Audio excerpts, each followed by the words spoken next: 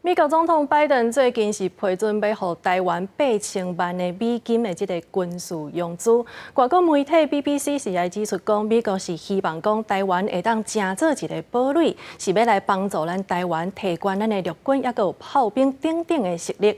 另外也听讲，这个美国的特种部队咧是来台湾要帮助咱的警政单位来进行特勤的训练。 中国新冠两化紧张局势，美国继续协助台湾强化自我防卫能力。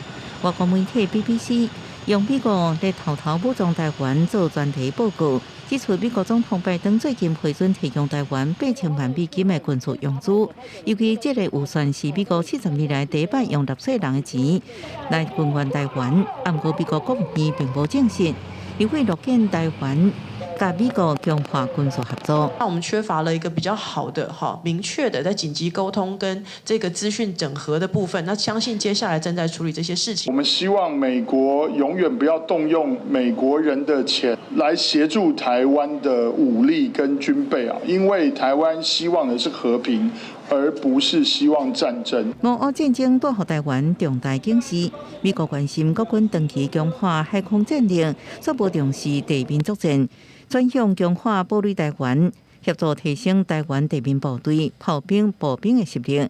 针对陆军装备过时，亲像主战的战车停留在越战水准，部队训练不够。 专家表示 ，M1A2T 战车明年会陆续到台湾，对地面作战较薄弱的部分有帮助。我们大炮是不是还是越战时期的大炮，没有办法机动？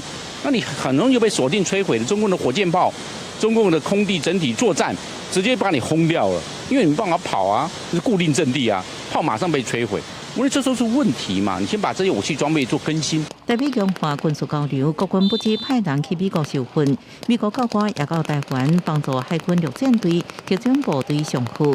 今晚就传出马来台协助训练的美军特种部队陆兵部，最近个秘密来台湾，要协助维安特勤。经政署各单位训练反恐政治高官，演练包含战伤救护、关键基础设施防护、小组侦察战术。